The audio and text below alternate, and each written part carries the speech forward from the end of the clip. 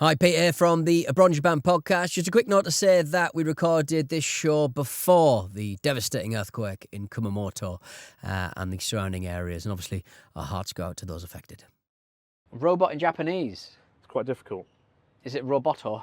It is Roboto. Arigato, Mr. Roboto. Wow.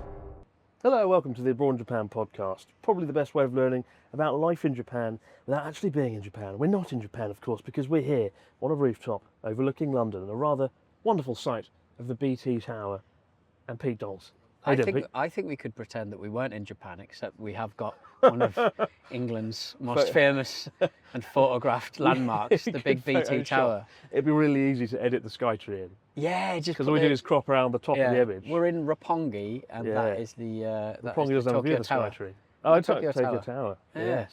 That's more likely to stick out of the ground, because like skyscrapers are skyscrapers, aren't they? That's right. Yeah. I mean, that kind of that building over there kind of looks like it could be. Either way, we're on a roof.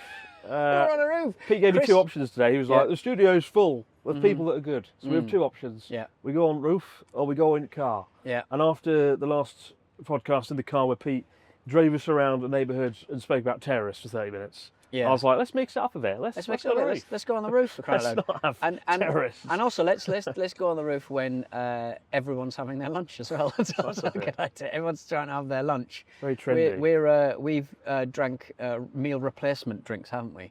look That at shall this. not be mentioned. Oh, will be mentioned, will it? It's fucking hill stuff. Well, I had. There was Disgraceful. basically downstairs at Stack Towers. There was somebody who'd made a lot of delicious bao buns for some reason.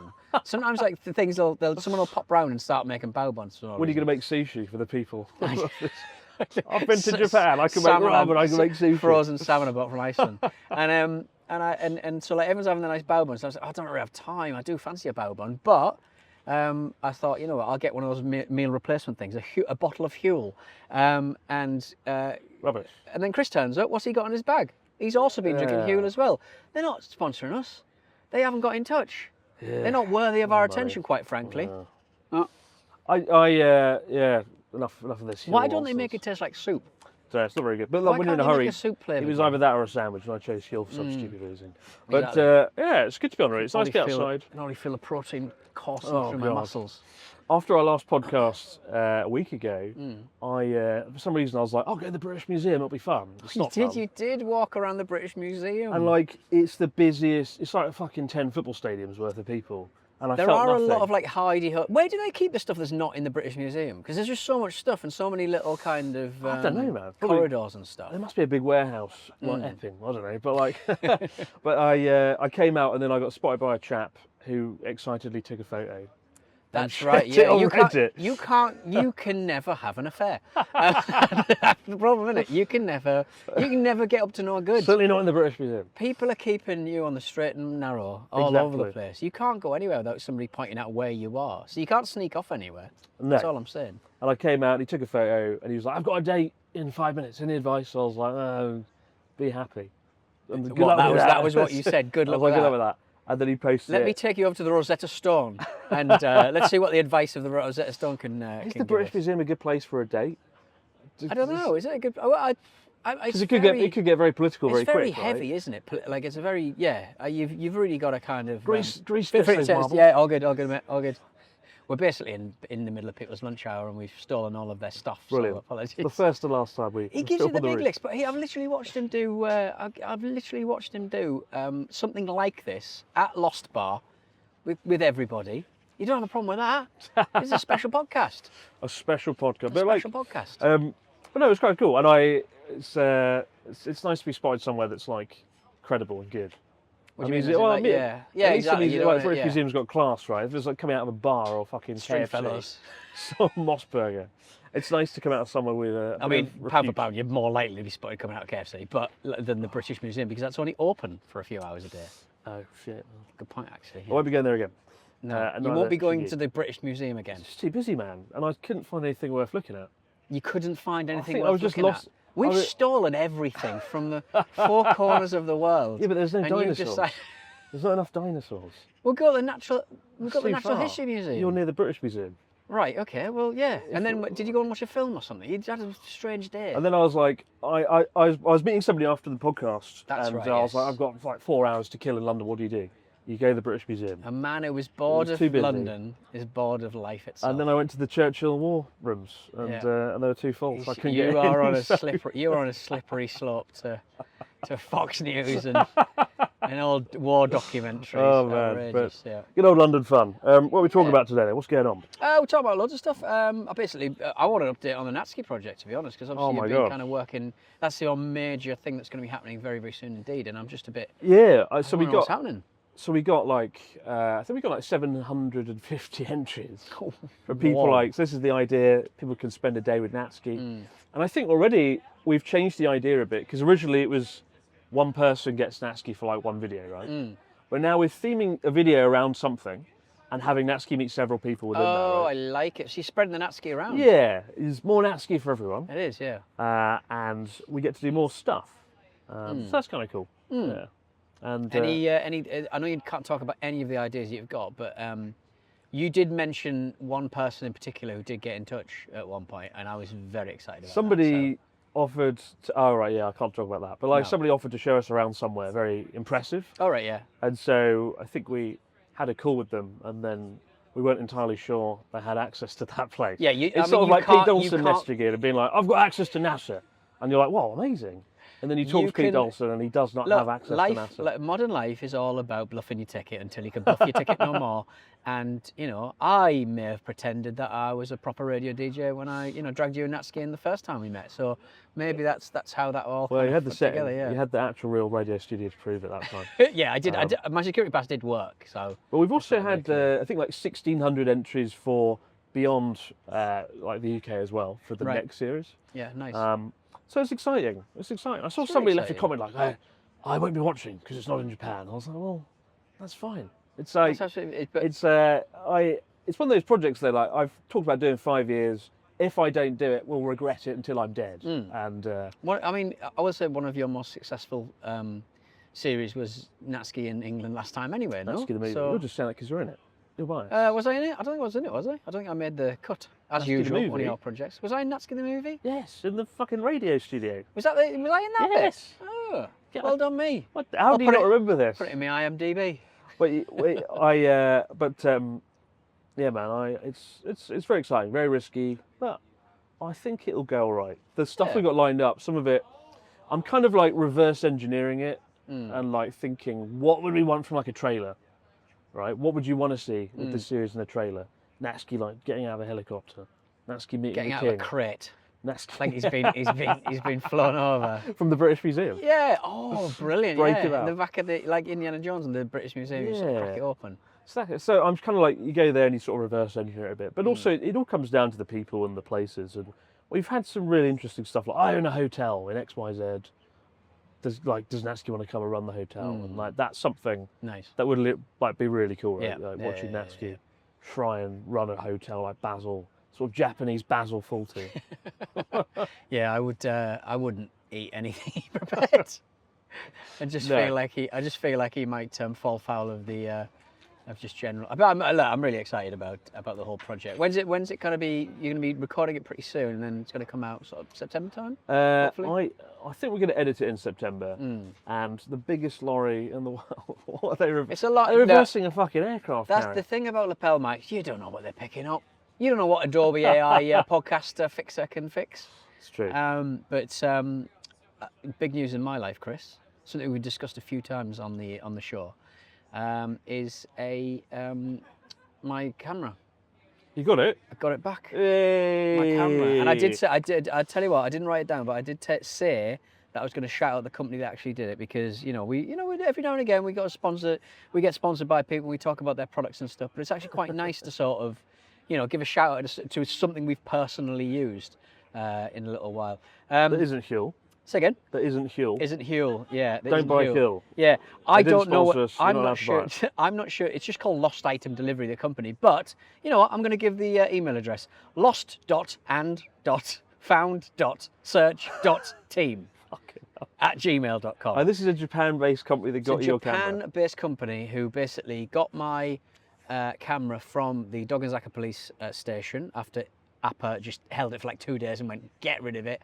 Took it to the police station, and they extricated it from that. Asked me a lot of questions about what might be on the camera. I drew some diagrams of us, me, you, and Natsuki, because we obviously Diagrams.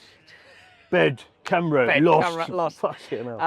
And so they managed to get it from the police, and I've been reunited. It only took like 3 weeks, and like 1 week of that was UPS just being useless. And 1 week of that was just me making it clear to the police that it was definitely mine. But yeah, lost dot, and I realise that it sounds terrible. It doesn't sound real. Lost dot, and I tell you what, me reading this email address out is way clearer than the actual website they've got, which is very stripped down, as most Japanese ones are. Lost dot and dot found dot search dot team at gmail.com. They can sort you out. Tell them Pete sent you. Pete sent me. I've lost nothing, but I want some cameras. We could have waited 2 more weeks, and Nasty could have brought it back. It's a good point, actually. Covered in cigarette dust and ash. 3 types of fucking Marlboro cigarette ash. Well, that's great, man. I'm glad you got it back. Yeah, it's called Lost Item Search Team Japan, and the website is. I mean, it's just like it's basic stuff. It's your usual Japan kind of crazy website, but it's lid-t.jp. That sounds like a sort of SAS extraction team. It was. They did a lovely good job, and I've heard stories about these kind of companies that kind of they don't necessarily. They're not very good at sort of being very communicative, and they leave you in the lurch quite a lot. And when you lose something, people can be a bit like, "Oh, I lost something. He's got pictures of my dead, robot in there." And they were emailing me pretty much every day. I mean, asking me the same question every time, but still, they were still very good. So look. That's my power spot of the week. I'm happy about Power website of the week. Power website of the week. I love the way this tree's just going in your face. We should have had a set designer sort this out. But you know what? It was just me. That's great though, man. I'm glad you got it back. I'm glad I did too. Will forever feel a sense of guilt I couldn't get it myself. It's all right, man. It's all right. It's all right. But just don't lose it again. Don't lose it again. I might lose it again. I'm quite good at that. Oh, man. I went and saw the Odyssey though. Have you seen the Odyssey yet? Not seen the Odyssey. No, it's kicked up a lot of stink because people just I don't want to talk about stuff. Absolute bollocks. But like, it's really good. Like, I think I saw the trailer for the fucking 200th Avengers film the other day, right? Yeah. Avengers Doomsday with Robert, what's his face, Downey Jr. doing like a German accent. It's a little bit weird. Oh, he's playing someone else now, isn't he? He's playing Doctor Strange. Bellend or something, Doctor Doom. And it's just this like sloppy CGI, messy, what the fuck is this? Yeah. And then you watch the Odyssey and it's like, wow, they filmed on a beach. They filmed on a mountain. They filmed on an actual beach. They filmed in Zeus's cave in Crete. Yeah. I think it's kind of like, wow, imagine filming in places that are real. I think films have forgotten that in recent years. Like so many films started filming on this thing called the Volume. Is that the Unreal Engine powered thing? Yeah, right. So you've got a massive screen, you film in front of it, and every time you watch anything that's been shot on it, it's like, wow, it's really boring because you can tell.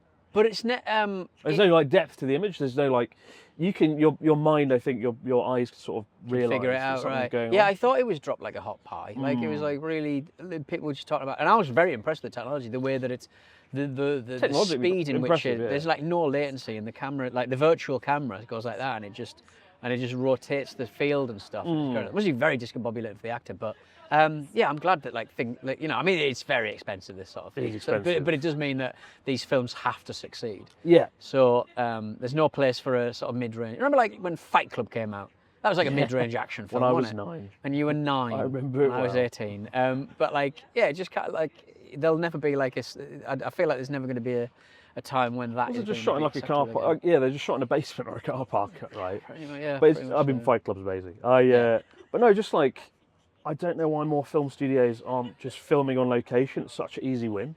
They've got to the point where it's all just filmed in the studio and it's all a bit rubbish. And I get the sort of sense that you can sort of, you don't need as many people as you used to do in filming. You just don't need that as many people when it comes to. You mean on screen or behind camera? On set, yeah, on set, I would say. Do you know what I mean? You can sort of get away with filming quite a lot, Gonzo style. I realise that's probably not what they're going to do with the Odyssey. There's a lovely picture of Matt Damon on his first film or something in like the 90s, reading the Odyssey. Oh really? When it is like, cool. and now he's in the Odyssey. I mean, he's pretty good at it. He did a good job of it. I would say my only real criticism is there's just too many like A-list actors, or just too many big actors, often shoehorned into cameo roles. Like there's Mia Goth, for example, who plays like a woman who just carries some fruit around a room. Right, And doesn't really okay. do much. It's like, Mia Goth. you know, she's a great actress, done films like Pearl and stuff, and she can hold a whole film herself. So Yes, to see her okay, shoehorned right, yeah. into like this crappy little cameo, Oh, or gosh, Charlize Theron. Shia on it. LaBeouf. Shia LaBeouf. But no, really genuinely quite scary at times. Like, there's a really cool scene with like a cyclops in a cave that they shot in an actual cave, Zeus's cave in Crete, which must have been a shit show because you've got to walk up a mountain and like really impressive stuff. So I'd say go and see it. Nice to see, you know, a large scale blockbuster back to basics. Really good. Yeah. Really Well, cool. there's Really your, cool. there's your film review. We've had a And it's website doing really review. well. It's made like 300 million quid or something. So. Good.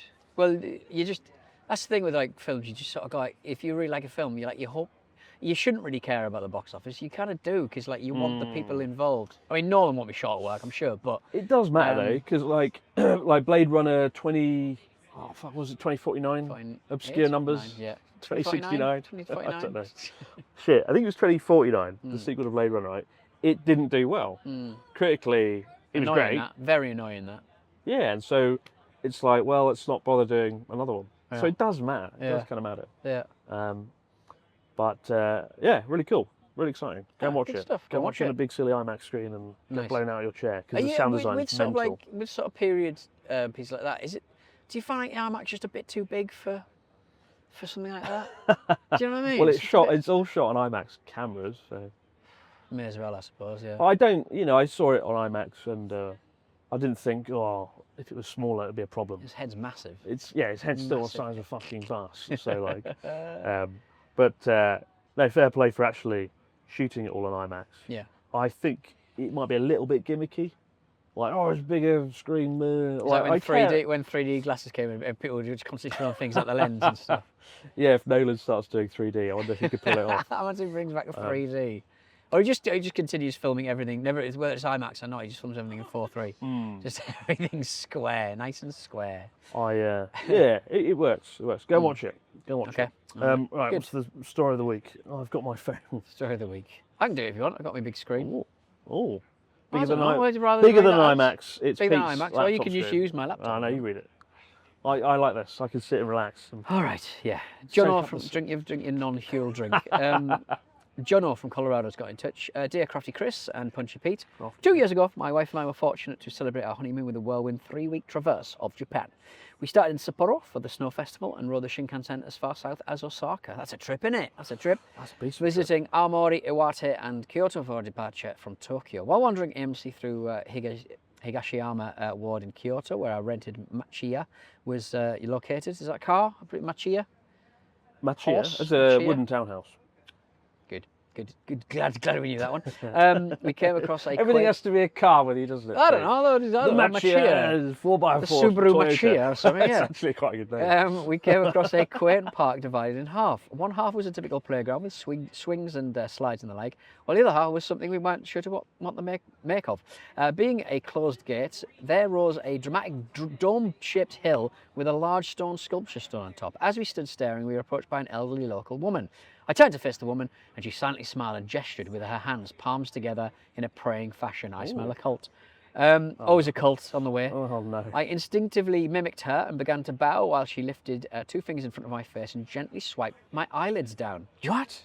I would have been nervous of a stranger manually closing my eyes, perhaps anywhere else in the world, but I just went with it. The woman only then started to speak. She quietly uttered what I can only assume could have been a prayer or blessing in Japanese that lasted about a minute. When she finished, I opened my eyes and we shared a polite smile before she repeated the ritual on my wife. Then she simply walked away. What the fuck? Ah. Is that the end of the story? No, well, And then we both dropped dead because we've been She- cursed forever. so she. Fucking hell. Well, that's what it feels like. If I just like went a up to someone on the curse. street and just did like a... You're It feels like a curse. Come back to your Crikey. Subaru Machiya and it's on fire.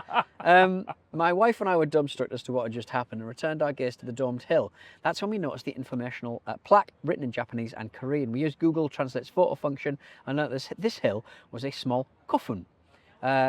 Mimizuka or Ear Mound is a relic of the Imjin War. Oh yes, that's right. Of course. Have you heard about this? Not the, a Dickens. the ear and nose hill. The in the rocks. battle with the China. No, it's just so the ear mound is a relic of the Imjin War, spanning 1592 to 1596. It is the burial site of severed ears and noses of at least 38,000 Koreans and over 30,000 Chinese. Wow. Because I guess back then, like the old samurai and stuff, they'd take heads, wouldn't they? Yes, they did, But yeah. I guess noses and ears are a bit more. This was back when they were taking on like Korea, right? And they Yeah. were battling Yeah. their way through Korea. Yeah. Oh, that's not nice. Well, I think it's one of those kind of like comfort women thing with the Koreans and the Chinese. I think they're very, they're very. You wouldn't know it was there, as these guys didn't, if you're walking around Japan in this town. But you would obviously the Koreans and the Chinese visit quite a lot. Yes, all these people have been killed by Hideyoshi's invasion of the mainland Asia. It said the death toll was such that the usual beheading and transport of heads back to Japan was too cumbersome, so obviously they took the ears and noses back. The peaceful encounter with the old woman gained such a profoundly morbid context, and I'll always wonder what she said. Have you ever stumbled unknowingly into some dark history of Japan or been subject to an unexpected spiritual moment? Thank you for all of your work since they started watching and consuming in 2018, and grateful for all of your hard work. Jono from Colorado. That story certainly took a twist, That's fascinating. but I think it's important to keep. There's plenty of like dark stories and mysterious stuff, like that island Gunkanjima where they did mining. You know, the big derelict concrete island. Yeah. Like there was a lot of folks, I think, from Korea that were like mining there, and obviously it sounded like the conditions are awful. In terms of mystical stuff, I suppose the only thing I can think of off the top of my head is like when Ryota and I went to like that UFO mound, and it was that UFO village in Fukushima, and it's this like mountain, this perfectly like conical mountain, and on the top of it, it was supposed to be like UFOs love this mountain because it's magnetic or something. Right. Okay. Yeah. And they sell little compasses in cans, and you pull out the compass and it whizzes around and it goes berserk. Nice. Because it's fucking, of course, the mountain's made out of like magnetic rock. Of course, the compass is going to go to shit. And then, but there was a guy at the top, and he was doing these like hand movements. I can't do it. It might be the Macarena for all I fucking know. But he was doing some sort of prayer, and For the UFOs? It must have been like I'm talking to you. For the aliens. Yeah. Yeah. It was kind of cool. And I filmed him and blurred his face. I had to I made it look like I was filming Ryota and I was filming over his shoulder. Oh, nice. Filming this guy's Tip. hands, Pro right? tip. And I don't know what he was doing, but something very mystical. Maybe just. Or he could have had arthritis, I don't know. But Was it COVID times? Probably just. no, it was like a year ago. Sanitize his hands. Just rubbing hand sanitizer on his hands. Look at this. Look at this, centuries-old tradition of rubbing alcohol on your hands. It was a bit trippy. Yeah. But outside of that, I can't think of anything else that's been that mystically odd. Have you had any? Would it be for one of your videos? Would it be slightly out of step to record the nose and ear mounting of a massacre or two? I mean, it would be a bit. It would be out of step. What would be left though? Would it just be some ear? Like I don't think they're on display. As I said, I think they're quite. I think they're rather coquettish about it. They don't really talk was about the it. closing Like a lot of eyes? Japanese, Closing war eyes. crimes. What? Closing eyes as well. That idea, like you go up to people and do that Don't with your look at eyelids. it, That's creepy. Was she Don't even- look at it. Were they even kind of? Was she even Japanese? Like, could she be Korean or Chinese? Interesting. You should just do it. You should just go to Japan, walk around and Okay. close your fucking eyes. Go to sleep. Don't look at me. Go to sleep. You did see nothing. In a 7-Eleven shoplifting, you didn't see nothing, mate. But there are, there's like lots of new age religions and cults and things in Japan. Very intriguing organisations. Happy Science, off the top of my head, is quite an odd one. American Pete famously talked about the time he went there and he had to do like a voiceover for an ad. That's right. And he went in and he was greeted by a woman who spoke to him like exclusively through a puppet dog. So let's do some speedy Japanese, Chris. Sure, what you got? What's been assembled? What have you got for speedy Japanese? Oh, robot. Do you know what that is? Robot in Japanese. It's quite difficult. Is it roboto? It is robot. Arigato, Mr. Roboto. Roboto. Roboto. Roboto. This is interesting. So for speedy Japanese, we have a list of words that are relevant. Some of these are not relevant. Japan reveals new plan to flood the country with 10 million robots by the year 2040. That's why the Speedy Japanese is all That's about why there's robots. robots. That's why there's all robots in the Speedy Japanese. This sounds fantabulously bold. Imagine a future where robots were as common as colleagues. Well, that's exactly what Japan's aiming for. The country's unveiled a new strategy that hopes to see around 10 million robots working across Japan by 2040, Too many. helping out in everything from nursing homes to food and drink manufacturing. The plan is to tackle Japan's ageing population, shrinking workforce, with robots stepping in to support industries that are struggling to recruit staff. At the centre of it all is Noetra, a new Japanese AI system built specifically for robots. Like Skynet. AI system for robots. Bit of a boring name, isn't it? Noetra. Noetra. No, Sounds like what's wrong with Skynet? sounds like an aspirin inhaler. It's backed by some of the country's biggest tech companies, including SoftBank, NEC. Is it NEC or NEC? I've always wondered. It's got to be NEC, isn't NEC. it? Because NEC Arena, isn't it? They've had it for that makes ages. sense. In Birmingham. Sony Group and Honda. The government wants to create a national AI robotics hub, bringing together research, training and businesses looking to adopt the technology. I think this is what we would call a very bold plan that probably won't happen. It feels very much, like when Robots will do it, innit? we've sort of, because of certain political decisions, Brexit. we're in the massive doldrums. We've got no money. We've only got two halfpennies to rub together, the British. And every time, we'll hear some politician going, "We are going to make Britain the hub for artificial intelligence." It's like, Make a robot. no, you're not, mate. We're going to make an industry for drones and robot technology. No, you're not. No, you're not. China will do it cheaper. And I just feel like it's the same kind of noise that it's just an easy win. You never have to deliver on it. It's true. I mean, there's grounded in one thing, like industrial robots. There's a lot in Japan, right? 450,000 operational industrial robots, but building things like cars, right? Right. Can it wipe an old person's bum? No, it can't, and that's the problem. Right. They don't have those robots, and the two countries leading the charge, the US and China, are well ahead of Japan at the moment. I did a video on this a few months ago. Japan, as I know it, doesn't really have a pioneering bipedal robot or any robot outside of the industrial units that build cars and things. Whereas China, every week somebody sends me a reel of a Chinese robot going wrong and slapping someone in the face, which is quite entertaining. But by next year, those robots will be infinitely better. They won't be slapping anyone. Well, it's like the Will Smith spaghetti nonsense, remember? like 3 years ago, spaghetti. And now it's like AI is hacking into networks around the world. It's like, it's not so fun now. It'll be the same with these sort of Chinese robots, right? They're slapping kids in the face and they can't do a somersault right now. Yeah. But in 1 to 2 years, when they've They'll been be slapping refined, more kids in the face when they've been slapping refined. Pete Donaldson. They'll get through so many kids. knock their blocks off. More efficient at slapping children. There was the one, it was doing backward somersaults and just turned around and kicked a kid in the face. It was pretty bad.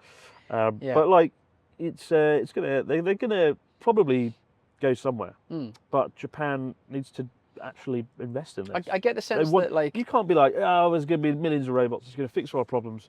Have you invested any money? No. I just imagine someone will come up with something. How are you going to do it then? Well, I sort of get the feeling that Japan does have a bit of a cottage industry of entry level sort of middle man. If I don't, because you've seen that at a restaurant where I think there was only 2 of them that the guy had. So he's not, he's not a big captain of industry or anything, but he has a lot of robot. They're not even robots, are they? They're just tele-networking stuff, like an iPad on a stick, basically. And they go around and the waiters are staffed by quadriplegics and stuff. That's a really great idea. Paraplegics and stuff. And so that's a good idea. And so I imagine I always get the sense that there's quite small niche sort of things that people just get on with, and they can and they come up with a solution for that sort of stuff. But on a grand scale, Japan are just seems to be behind all of this. You have to invest billions and billions to make these robots actually operate like humans, right? Yeah. Be able to move around. I read when I posted my video about robots technology, people were like, "Why would you build a robot like a human? That's a weakness." I'm like, it's not there. A robot that can navigate the human world, right? We're on a roof right now, 6 floors up.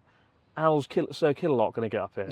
He's not. There's no There is a fucking lift. access. There is a lift. No, there's not. He'd probably get up the lift and smash the door down. But He would, yeah, stuff like but that. a bipedal robot could walk in the building, hit a button, Yeah. ride the elevator, get in the car, drive the car. If you actually took the technology through to that stage, which China and America seem to be doing, but Japan isn't. And so you can't be like, 2040, 10 million robots, job done.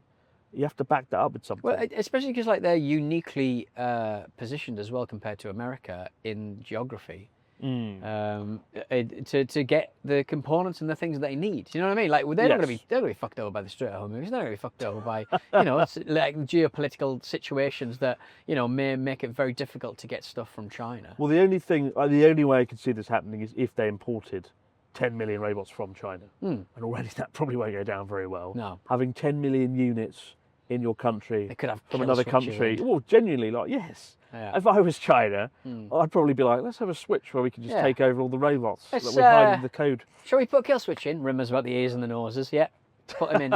Put it in. It's not going to happen. So again, I would be all for this.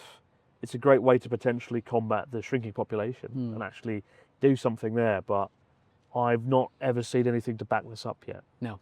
So. Yeah, so I'm quite sceptical. But then 2040 is a long time. It's 2026. That's 14 years. Again, it's if possible. you're a politician, you never have to deliver on any of this. That's true. That's Just that's the secret, isn't it? Just say it. But we turn our attention to the fax machine. Wow. Oh, fax machine, fax machine. What do we got this week in the fax machine, Mr. Nelson? We got a fax from Gertjan. High protein Pete. We are protein Pete and creatine Chris. This October I'll be visiting Japan for the first time, travelling the golden route for 3 weeks. As someone who goes to the gym 2 or 3 times a week, I was wondering what the gym culture is like in Don't Japan. touch that leaf. What is Just this? stroking it. It's very pleasing. That's all I can hear. It is easy to find a gym and get a day pass because is it easy to find a gym and get a day pass? Because I'd like to be able to hit the gym while travelling. I know I'll get my daily steps quite easily in, but it'd be nice to get some weight training while in Japan. Talking to a guy who's never been to a gym. Never been to What's a gym that in gym Japan. chain? There is a gym chain in Japan, the big global one. What, Gold's Gym? Operation. No, Gold's Gym is there. I've yeah. seen Gold's Gym a few Is it times. keep fit or stay fit? I don't know. Right. There's a really big one. That's the thing. I think. And they are operational, and you can, if you are a member outside Japan, you can just turn up and use it. Right. Okay. But I can't remember the name. I've heard that like getting a day pass and stuff for gym is quite restrictive. You may just bring some of those bands, those rubber bands, those resistance things. Yeah, just go for a jog in Yoyogi Park. Go for a jog at Yogi Park, do some sit-ups. Get a bag of rice, that'll be your weights. Yeah. Bag of rice in one hand. I mean, run around there's loads Yoyogi of Park. furniture in the hotels, isn't there? Yeah. Maybe take a lover and lift them up. But no, you can do it. Yeah, I can't remember the name of the chain off the top of my head, but you can do it. You can do it. Okay, good news. Good news. What's next? What's next? I'll smash them all out. Wilf. Hi, Wilf. Wilf. I enjoy the name Wilf. Solid. Hi, my pal Peter, my crush Chris. I can't wait to go to Japan in a few months' time. I'm naturally a night owl, but God knows what will happen with the jet lag. My flight gets in late, so before I crash into bed, I want to see Tokyo at night. Crash into bed. Where's one place you think every visitor should experience at night? I just love walking around all of Tokyo at night. I like I mean, there's things happening in like Shibuya and Shinjuku. Yeah. Shibuya and Shinjuku, there's actually stuff going on. Yeah.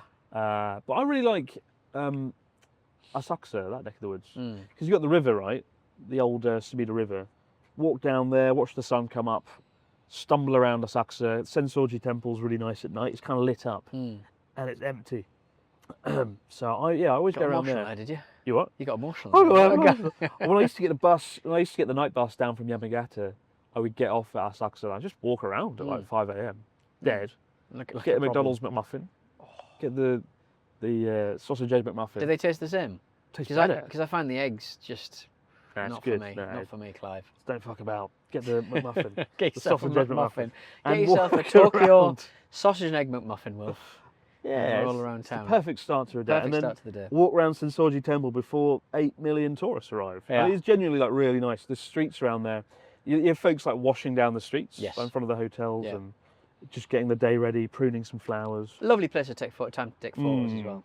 And because it's so busy during the day, it feels like a secret world at night because you have it all to yourself, right? Yeah. And like people are, you know, if they're in the entertainment industry or any kind of like hotel or you know, slinging beers or whatever in bars, like there's so many people just eating. There's so many restaurants open and stuff. Get yourself a lovely meal. Yeah, Get yourself a lovely bit of ramen and get to bed. There's a restaurant that has like 850 signs on the front being like, we sell Wagyu beef. Wagyu this, Wagyu that. Yeah, you Oh, get don't it, go don't there. it? If you ever And see it's a that, sausage and egg McMuffin. don't go. Go get a sausage egg McMuffin Yeah. because it's not claiming to be Wagyu when it's not. Yeah. And it's good. That's cheap. Wilf, that's lovely. It takes me right back to. But the last time I went to Japan a couple of months ago was I landed in Fukuoka about 6 o'clock.